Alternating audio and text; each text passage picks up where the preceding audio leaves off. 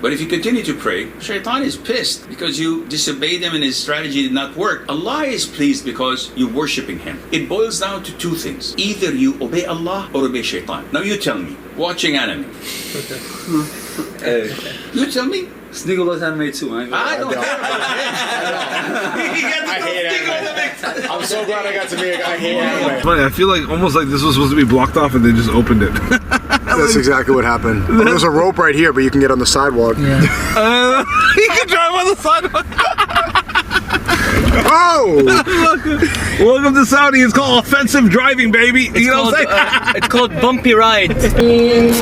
It's the last 10 nights, and it's an odd night of Ramadan, so very special nights. Stay reminded of everything we're grateful for and everything we won and everything we're going to ask God for. You got a beautiful voice. Yeah, I know.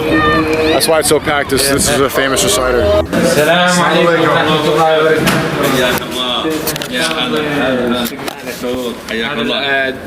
It's great to finally meet you. Same here. Barakallah feek.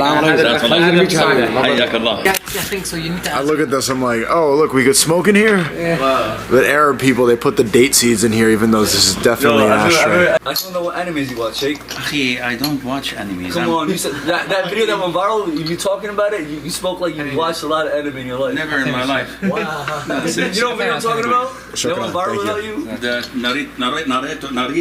No, when you talking about anime, like, anime, it's all a bunch of crap. It's all the same thing. And he said, it was so funny. He makes a good point, man. Anime is for dorks. Anime is for I was laughing so hard at that clip. I said that clip to all my brothers. I'm a serious person. I don't watch these stuff. I don't watch anime at all. But when I talk, I try my little best to make people feel what I'm talking about and that I have some idea. So قاعد يصور. Aren't you tired of pretending that anime matters, that you care? I like anime. I love anime. I'm not gonna lie. Well, that shit you said, it made me laugh. I'm not gonna lie. how long have you been Muslim? In my whole life. Okay, so what's your take on Islam? It's a beautiful religion. Okay. The truth. What is it? The truth. It's the truth. So if you don't walk the talk, what good the truth is to you? So the borderline is, if you're praying 2 rak'ahs in the masjid, and you get whispers that, oh, they're looking at me. I'm praying so that I can get their praise and compliment. You have 2 choices on the table. Either to break your prayer or to continue. Logical? Is there a third option? No. You tell me. Not that I know of. Okay. If you break your prayer, Shaitan, Satan, Lucifer, Iblis is pleased because you obeyed him, correct? Yeah. But Allah is angry because you broke your prayer. Yeah. But if you continue to pray, Shaitan is pissed because you disobeyed him and his strategy did not work. Allah is pleased because you're worshipping him. It boils down to 2 things. Either you obey Allah or obey Shaitan. Now you tell me, watching anime. You tell me. SNEAKØ loves anime too, man. I don't care about I hate anime. I'm so glad I got to be I hate anime. Judgment, you're gonna stand alone. But Naruto, he's inspiring, honestly. I did not ask you about him. I did not ask you about his 7 lives, or the demons he's into. I'm just asking you, does it please Allah or please Shaitan? Simple as that. Very simple question. Don't beat around the bush. He's not going to save you in your grave. I'm not going to do anything to you on the day of judgment. I'm going to bail out for myself, man. It's my skin. So this is how we roll in Islam. It's not what the people say. It's not what my followers dictate that I should do. A lot of my followers would like to see me in a boxing match with this, what's his name? The one who fought? Khabib? No, who fought Tyson. Jake Paul. Yeah, something like that. I'll get paid a lot. But who cares what followers want? You have 3 boxers here, mashallah. I go with Glock 9. You'll win a boxing match with the Glock. Yeah, this is nonsense. I've done this 40, 50 years ago. I did Kung Fu, I did Karate, Oh wow. Shotokan, I did a little bit of Aikido. You sweat and you like a pig, and then get a shower, and then what? A 9mm Glock does the job for you. And you don't have to do salam, rahmatullah. So, It's crazy seeing this. أمجدين. That's exactly give some life. هم قالوا لنا حابب تصور بودكاست فجبنا الكاميرا. انا ماني حابب اصور ولا شيء، هم اللي هو اخوك اللي قال انه في تصوير، ولا انا جاي فقط اني اجلس اسلم اقهويكم وامشي. الله يبارك. شكرا حبيبي، شكرا. حياكم الله. الله يحييك. هذا كان خافي والله ما اللي في القهوه. يا شيخ It's crazy seeing him. Gotta upgrade, man. I don't mind guys, help yourself, huh? First round is on the house, but then I'm a sheikh. I'm not used to serving people. So you guys go. So enough preaching. So what's happening with you guys? What's up? Busy day. We just flew 24 hours and we had a jam-packed day. MashaAllah. And we were all tired downstairs and now we're wide awake. Tired? You're all sleeping in the car. Ah, well, now they're wide awake. We missed our first flight. One of our brothers over here got held up at the airport because he was wearing an unfriendly sweater. What was the sweater? That's not true. I don't think it's the sweater was a part of it. No, it was a giant part of it. He was getting eyes everywhere. He's wearing a sweater that says the White House is Israeli owned, or what is it? Israeli occupied territory. yeah, anything that is political, Yeah. motivated, it's not welcome. Here we don't mess around with the politics. Yeah. Thank you. It's not messing around with politics. It's just what is it you want to do? Yes. Send a message. You have to be aware of the environment you're sending a message. So I wouldn't go to America and say Trump sucks or Elon Musk is the president. Tell us to SNEAKØ. He's a very political man, and he loves like being uncensored. Again, as a Muslim, what is your intention? Is it to, and I know this is coming like, you're not my father, don't judge me. Well, I'm a Saudi, I'm a sheikh, I have the hell to judge you, man. What are you going to do, sue me? So, Snitching out SNEAKØ. it is, I just want to get content out of him. That's what it is. I'm trying to get content out of the sheikh. it is our part and responsibility in Islam to give as much da'wah and advice as possible, because this is what we do, this is how we roll. On the day of judgment, I'm going to be questioned alone. And Allah Azza wa Jalla is going to ask me, you sat with these guys, why didn't you benefit them? Why didn't you give them advice? Yeah, we could all laugh and could have jokes and, have a good time, but I'm going to be questioned for every second of my life. And I have to have an answer. So, do I want to be controversial? No. I could be one of the most controversial people on earth. Do I want to be a stand-up comedian? I could do a good job. I think I've got the wits for it. But I want to be a Muslim. Meaning, I don't want to control people. I don't have control on anyone. I don't control people's lives and you're going to hell and you go to heaven, or you're good or you're bad. I don't judge people. I like how you picked me for heaven, though. I appreciate that. You're big. You're big. Well, the black man's not gonna work on me, huh? You need two up here. I'm afraid, Isn't being a Muslim telling the truth always, no matter the cost? I like No. that. Muslims do and say according to the result and the consequence of what they do and say.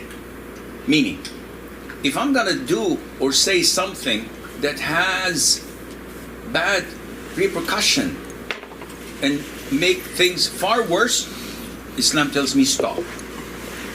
I'll give you an example. In the Quran, Allah Azza wa Jal says in a crystal clear ayah, do not insult the idols that they worship. Come on. Insulting the idols is a good thing. Because it's false. It doesn't have anything to do. But why? Allah says, do not insult the idols they worship, so they would not insult Allah unjustly. So the consequence is what? Is far dire and serious. Though insulting the idols is good, but if it's going to cause them insulting Islam and insulting Allah, refrain. This is what you do. If I'm going to say the truth, or if I'm going to do something that is good, what is the consequence? It's going to cause someone to die. It's going to cause a whole village to be annihilated. No, stop. Keep it to yourself. But if it's going to cause something good, go ahead. I don't know if this makes sense or... No, I understand. I understand. Sorry for throwing you in the bus, Nico. Don't personalize things, because when you personalize things, it makes the advice watered down.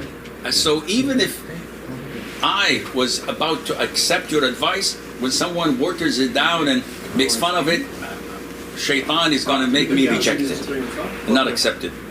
Watch out. Again, father figure, soon. So you got any questions? Our brother over here is a convert. He's been Muslim for only 9 months. MashaAllah, tabarakallah. He's a revert. He came back to Islam. Is it bad to say convert? Convert is when you convert from a religion to another religion, but a revert is you're going back to your nature, to the original state. Original state. Yeah, so he's a MashaAllah. believer. And I'm sure he has a lot of questions, right? Not any off the top of my head right now, no. I'm just Have listening. any experiences? No? You had a couple questions you were asking, but I haven't Talk answered. about your experience in Saudi. Obviously, it's the first day. You know, as an Italian, what are your thoughts so far? This is my first time in a Muslim country. It's been, the craziest thing has probably been the niqabs everywhere. Seeing women Everywhere. You're kidding.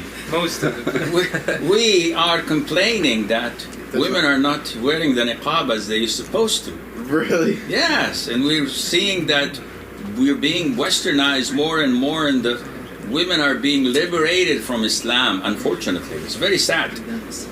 We weren't like this. But unfortunately, that's a good I mean, thing. compared to the compared to the West. Yeah, let it hijab. That's modesty is a good thing in Saudi Arabia. We're still enjoying a fair amount of modesty. The family unit here is incredible. It Praying is. Tower Weed, having kids running around with a father and a wife. We just prayed in Anani. The golden and dome. we just prayed there right now. Tarawih. So they- Rifai, who's Yeah, Anani. who's So they liked where the kids were playing in the beach and all that. Yeah. That's good. Well, I have a question. So I get why our purpose is here is to worship Allah, but why did Allah create the whole simulation? Why create everything? Why not? Is it just out of His mercy and His love? Out of His Why not? Why capability? not? He can afford it. See, he is not a CEO of a company that we can hold to account and do a Congress hearing. He is not someone who's equivalent to us. We cannot imagine the greatness of Allah Azza wa Jal because unfortunately we're not doing a good job. Look at you in which state you're coming from? Boston. Massachusetts. Mass. Okay. So Boston, Massachusetts, Mass. And compared to the US, where are you? I can't see you. The US compared to the Earth, I can't see it. And I can't see you. So minute. And the Earth compared to the solar system, where I need 100 light year to travel from one end to the other, with millions of solar systems in the Milky Way galaxy, with millions of galaxies, with so many solar systems and planets and the likes. Where are you? You're nowhere to be found. You're negligible. And all of this is like a ring tossed in the desert, as in the hadith. Imagine this huge creation of Allah is like a ring tossed in a desert. What's the comparison? Compared to the throne of Allah Azza wa Jal. And this is one of Allah's creation. So when we get to know who Allah is, nobody has the guts to question. But we know that we were nothing. And Allah created us from nothing. And He gave us life and gave us the ability to grow up and to eat and drink and mate and enjoy life with all its pleasures. And not only that, He gave us an ultimatum. And He told us, if you guys do well, I'll give you a paradise where there's things no eyes had seen, no ears had heard of, and no heart had ever imagined. For a gazillion years? No. Whatever years? No. It's for eternity. You will enjoy eternity. No death, no sleeping, all enjoyment. Just if you do well in these 60 or 70 years of your lifespan. But if you don't, I'm going to throw you in hell. And you have no way of objecting or complaining. So we are living in this life, having a good time, having a blast, enjoying everything that is halal. And at the end of the day, when we get the SMS, come, it's your death time. We die. I'm hopeful that I'm going to enjoy life even further and more. So it's not that why did Allah create us? It's what are we going to do now that we created? We have a choice. Take the red pill or the blue pill. Neil, you make a choice. So this is a choice you have to make. I don't know if this makes sense or... If it doesn't, challenge me, akhi. It makes sense. No, it's, yeah, I get what you're saying. You're saying like we're already here, we're already created. Like there's no point in really tripping about why. Nobody cares. You have the full will to just blast away and say, I'm not interested. Okay. Do whatever you want. Do drugs, do women, do boys. It's a free country. Wait, so is that a fatwa? No, I'm just kidding. From Shaitan it is. From Shaitan it is. Do whatever you want. But at the end of the day, you're going to pay the price. I love to drive my car 230 kilometers per hour. But if I get the camera's picture, I'm going to pay the price. Either my license is going to be suspended, either I'm going to pay the fine. But if not, I'm not caught red-handed. No problem. So this is what life is. Allah Azza wa Jal doesn't need us. We need Him. We are so vulnerable and weak and poor. Our hearts can't beat without His permission. But we don't show our gratitude to Him. Once Allah wants it, stops. The blood in our veins, the breath that we take, we can't inhale and exhale without Him giving us the authority to do so. But we don't think about this. We're so arrogant. We're so thinking highly of ourselves. No, I can do this. I can. You know you can. One coronavirus does wonders. I don't know if this makes sense. So we're actually the most popular Muslims in America right now. The most popular youth, Muslim youth in America. What advice do you have for us? You know, going back to America after this trip. Like some general advice that you could give us. Because we do have influence. Wallahi, ya akhi, it doesn't matter what influence you have. It doesn't matter what people think of you. What matters is what Allah thinks of you. I like that. And so many people say, Sheikh, you did this, you said this. Who cares? So no, you have to care. You have so many followers, you have this. Akhi, I don't give a damn. Excuse my French. Seriously, I don't care. If you come and criticize what I say, who cares? If you come and compliment me and praise me, I don't care. What counts is, does Allah Azza wa Jalla approve of what I'm doing or not? So you ask the same question I asked your fellow brother a while ago. Is Allah pleased with you, or is Shaitan pleased with you? This is what counts. So you go back to the States and you do an audit of your life. Nobody's going to help you. Nobody's going to go down in your grave with you. You're going to go alone. And when the moment you die, they're going to strip you butt naked. And they're going to wash you and perfume you and Have you ever washed someone before? I haven't. Oh, it's a sight to see. When you just strip them out of the clothes and they're a corpse. And you have to make them sit and squeeze their stomachs so whatever impurities come from in front and the back, and you have to keep on the water running, and you have to conceal it, not tell anybody. The guy had orchestras. No, you have to conceal it and wash thoroughly, and then you make wudu, and then you turn them over to the side and wash their back, and then turn them to the other side and wash their back, and you try to clean them, and then put kafur, which makes the skin a little bit tougher and stiffer. You perfume them and you shroud them. You're going to be doing this alone, and everybody's going to be doing it and weeping up. He was a good brother. It's too late. We pulled the plug. So whatever you do, you're going to find in your grave. And this is what a joke I always make to the guys. Guys, when I go in my grave, alhamdulillah, it's all furnished. I got 2 split units and spotlights and fridge, and everything is fine. All what I need is just connect the power. What do you have in your grave? This is what everyone should ask. What do I have in my grave? If I have good deeds and no sins, you're fine. You're doing great. You are living the life. But if not, you have time to rectify it. Fix it up. Nobody says, ditch everything you're doing, go to the masjid, stay there 24/7. This is not Islam. But at the same time, you have to check and balance. Is what I'm doing pleasing Allah, or is it pleasing shaitan? Whatever pleases shaitan, I cross it out. Whatever pleases Allah, keep up the good work. It's very simple. Awesome. I have a question. Sure.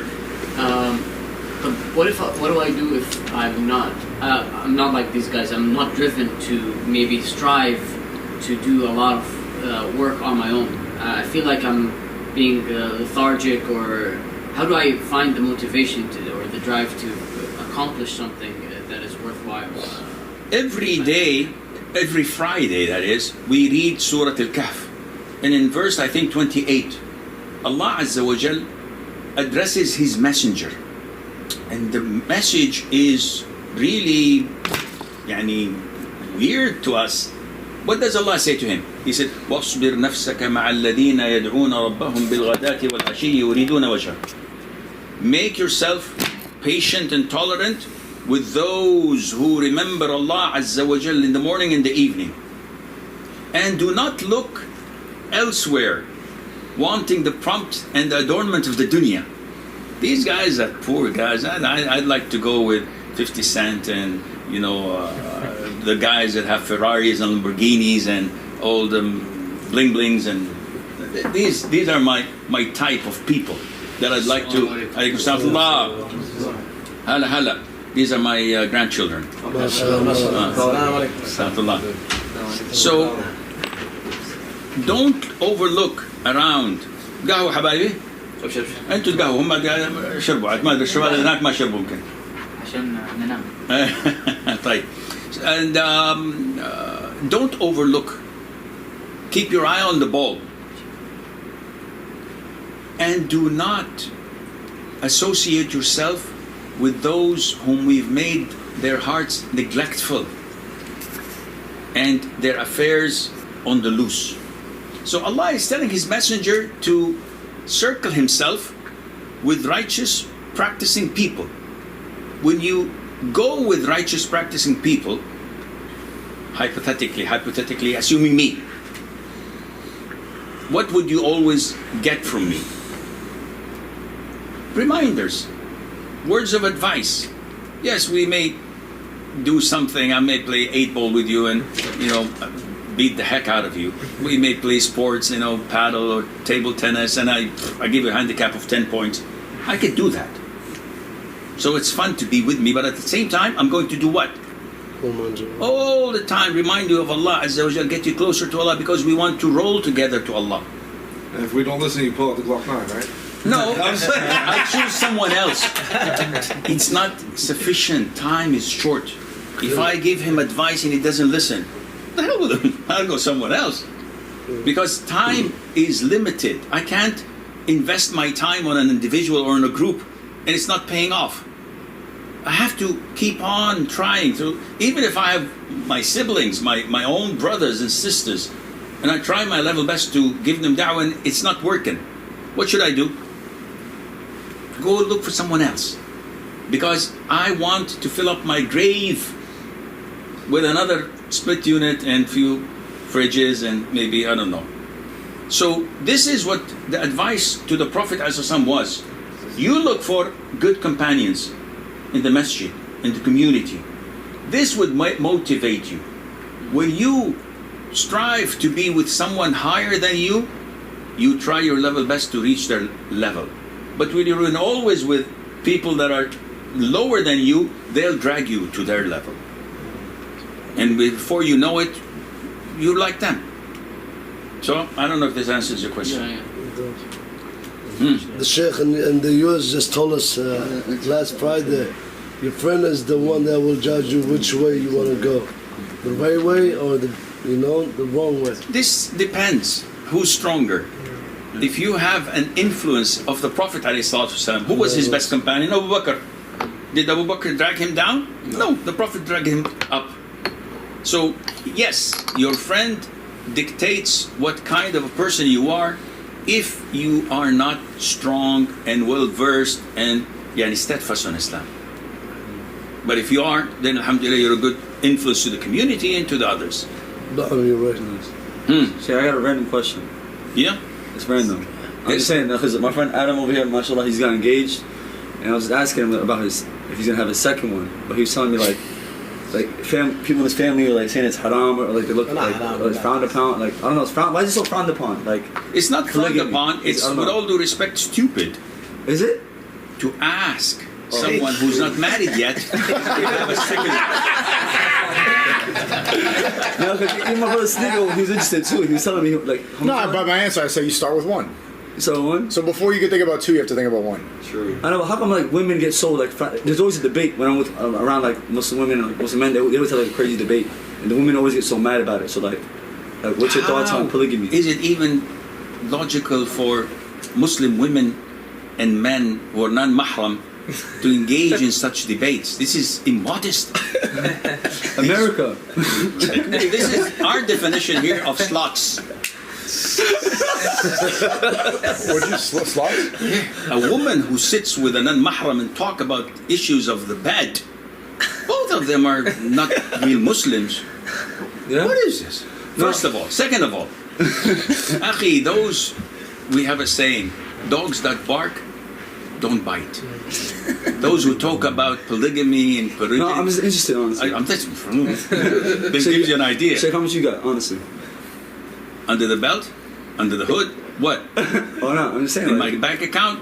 How much? How many wives he's trying to say? How many wives? I have one wife. Oh, mashallah. Dunya wa akhirah, inshallah. What's your voice, bro? And it is not indicative of how macho you are. Okay. Yeah, maybe if you are not a Muslim and you say, okay, I have my black book or blue book and I have how many girls I know. Yeah, this is really bad. Umar ibn Khattab says, I hate it when men speak about their private parts and about their stomach.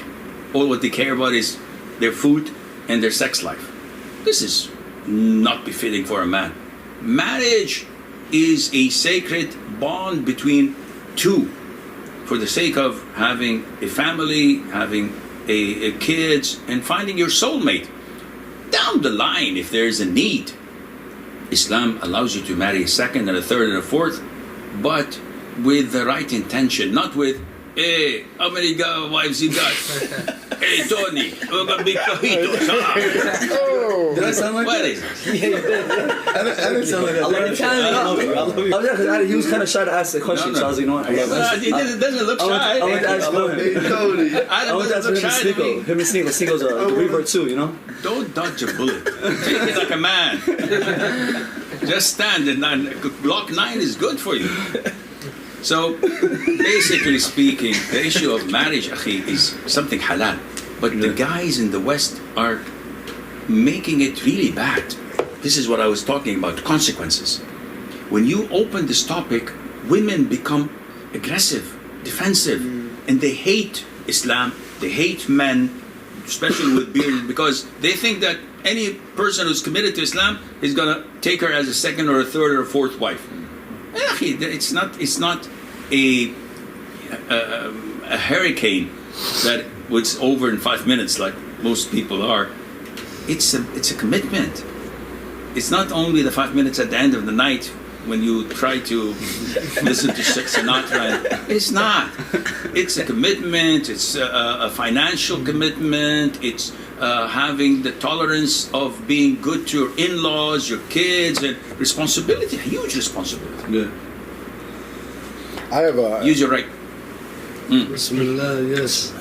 Yes, sir. I did repeat that. I have a question that I've been struggling with this one ever since I read this hadith, which I have to admit I didn't like when I read it. And the hadith is the Prophet, peace be upon him, he said that the people of Yemen are the best of people. And I also read the hadith where it says that there's no race is better, there's no racial supremacy. And then I read this one, and to this day I'm still struggling to believe, like, why are the people of Yemen better? What does that mean? Change your profile picture. That's my niece. You can do. Can I see her? Yes. Can I? I love it. No problem. No, haram. Anyhow, listen. Well, no, Sheikh, tell him. First of all, we as Muslims have to have submission, certainty, no questions asked, no strings attached. This is Quran, I believe it. Do you fully embrace it? Yes. Yes. No questions asked. This is a hadith. Do you take it? Is it authentic? Is it? That's what I read, yeah. Then if it's authentic, it's from Allah. How could I be shaky? Because if you want to be shaky, this means that you don't have certainty. And when you don't have certainty, you're this close to flipping to the dark side. But I mean, how are we able to judge how authentic hadith is, or? You don't. How do you judge whether this neurosurgeon who's going to do a spine cord surgery on you is authentic or not? Judged by opinions of other people. Okay, so by whose people? The professionals. Professionals. So you go to the scholars. That's why I'm asking you. I'm coming to you. I'm not answering yet. I'm just setting the foundation for the belief. The biggest problem we have with the Westerners from America and from Canada and from Europe is that they don't have their Islam on cemented area. They're so easy to flip to the other side, and that's why you find many of them starting to be good and strong and mashallah, and all of a sudden I have doubts. Why? The Prophet married Aisha when she was 9. You're a kafir. If you doubt the Prophet ﷺ for a second, you're a full-fledged kafir. Get the heck out of my house. Don't even think about it. No second chances. Watch out. I don't know why they're laughing. Guys, I don't know any of you, with all due respect, not because you're not famous, but because of my ignorance. I don't watch social media. I don't watch people. I don't follow people. We are your fans, though. We always watch you. Yeah. MashaAllah, may Allah promote you to a big air conditioner. Anyhow, so the issue is, I'm not punching below the belt. I don't know what you guys' views are, but I'm telling you, Islam is crystal clear. The Prophet said, I've left you on Islam which is as clear as night and day. There's nothing ambiguous in it. So if someone has the hesitation and is not certain, you know how many counseling sessions I do over the year? Thousands. I counsel people for money. They come to me, they pay me $220 per hour. I'm cheap. So what's the problem? And they come to me and say, Sheikh, I'm not certain that Allah exists. And you're a kafir. End of call. Watch out. If you doubt something in Islam that is beyond doubt, the Prophet ﷺ, if you look down at him, if you think bad about him, if you think something wrong with the Quran, if you think Allah Azza wa Jal is unfair, you're a kafir. We don't have to beat around the bush. But if you have a doubt, why did this happen? I'll explain it to you. This is why I'm here. You say, I don't know why the Prophet married Aisha when she was 9 and he was 50 years of age. It doesn't sound good, but I accept it. Do you think bad of the Prophet ﷺ? Is he a pedophile? Astaghfirullah. I would be a kafir thinking this. But I just want justification. I explain it to you. And I'll remove all doubt in your head. I have no problem. Sheikh, men marrying 4 and women marrying only 1. I'm a little bit dodgy about this, but I embrace it. I can explain everything to you. The thing is, if you don't have certainty, this is one of the 7 conditions of La ilaha illallah. Honesty, certainty, acceptance, and the likes. If you don't have certainty, you're not a Muslim. What are the 3 questions you'll be asked in the grave? You know? No. Who's your Lord? Who's your messenger? What is your religion? And who's the man who was sent to you? The Prophet told us 2 people would be placed in their graves. We did a course in Medina, the whole book, Yes. the 3 principal fundamentals.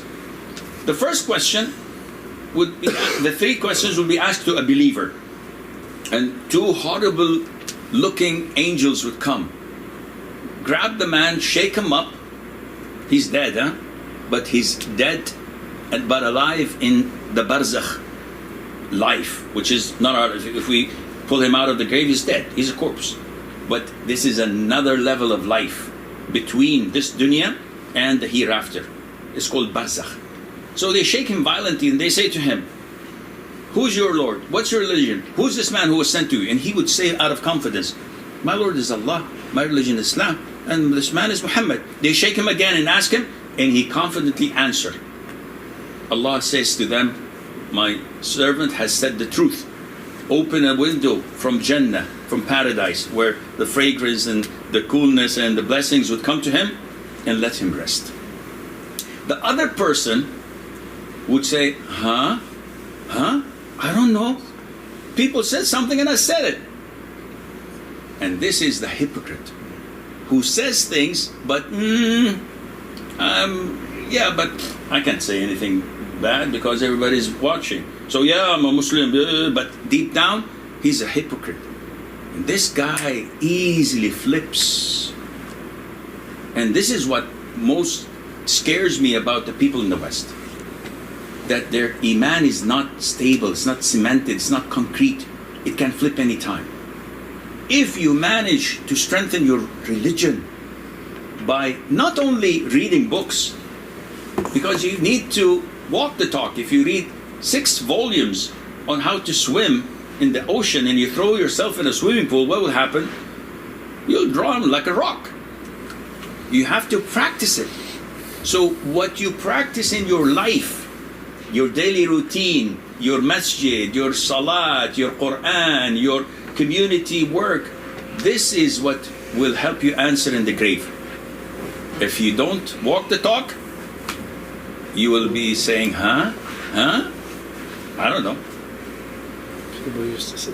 Scary, huh? Can I ask you about that hadith specifically? Sure thing. What was the hadith? Why are the people of Yemen the best of people? The Prophet did not say that they are the best in the sense of that they are the most believers. He said that they have the cleanest of hearts and the most truthful and honest of rhetoric. They don't lie.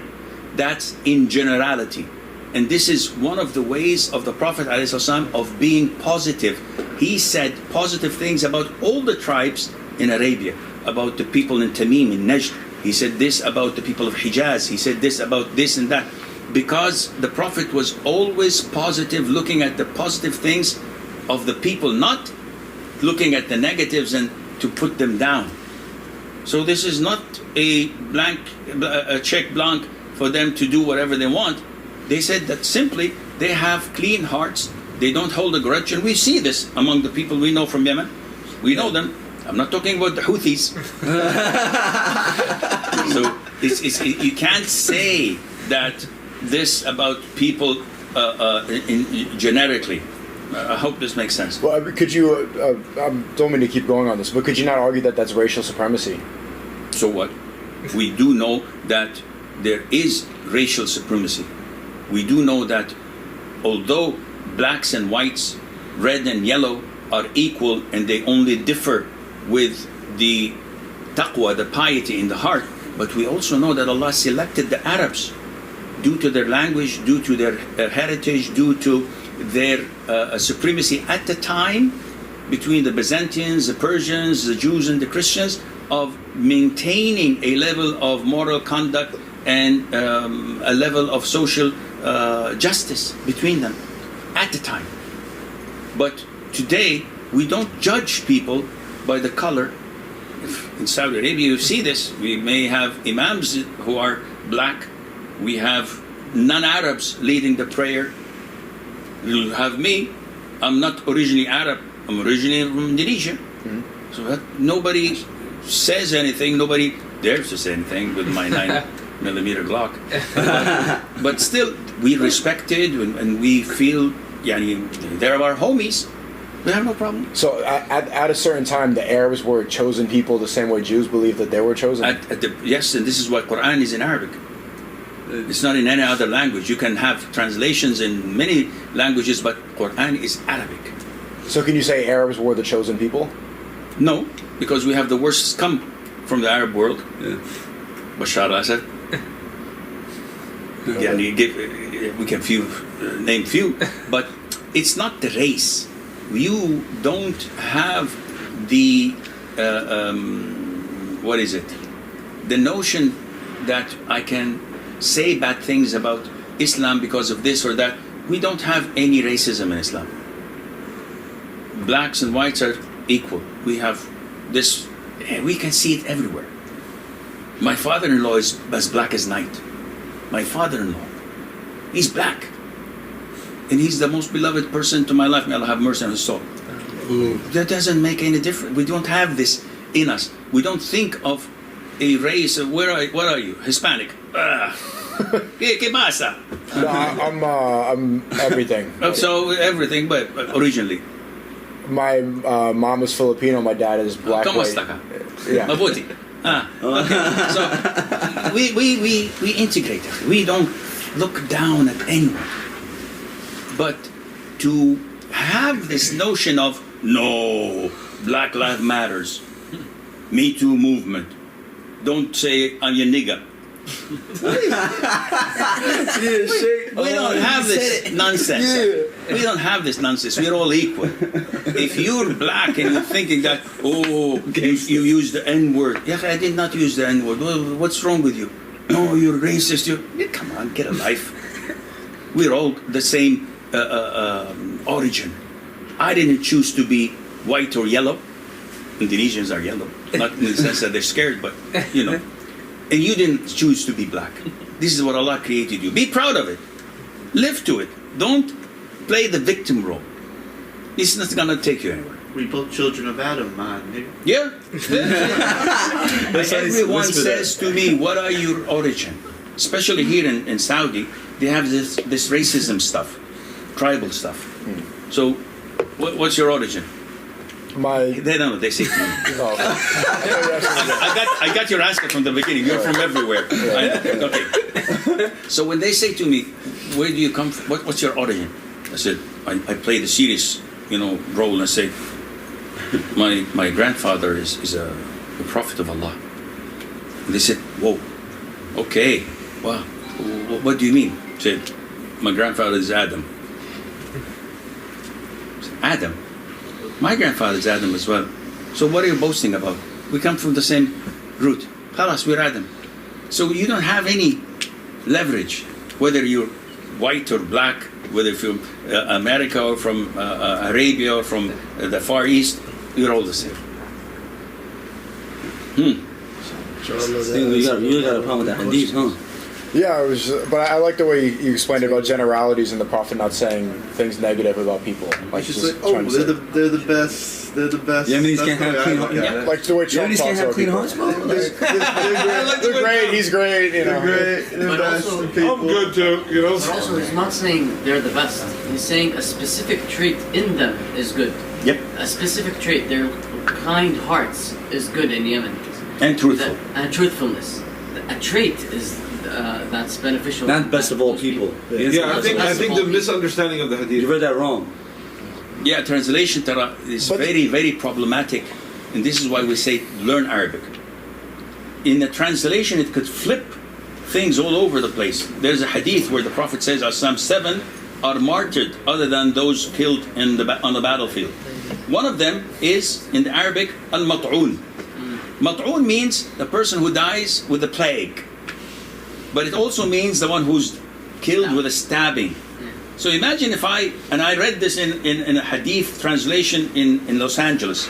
The Imam of the Masjid was giving a khutbah, and he translated to be a stabbed person. So imagine if I'm listening to the hadith and I think, if I die stabbed, I'm going to be a martyr. And a guy in Harlem says to me, "Give me a wallet, I'm going to stab you." So I would like to be a martyr. Go ahead. And I'm killed. Am I a martyr? Of course not. I'm a nutcase. Give him your wallet and save your life, akhi. But this is the translation that you have to be careful of.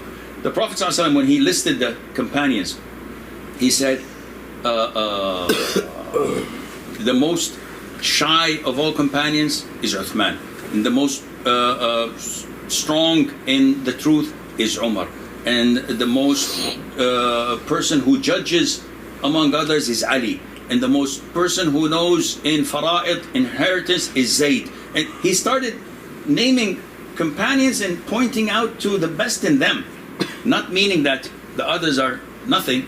So this is the way of the Prophet ﷺ.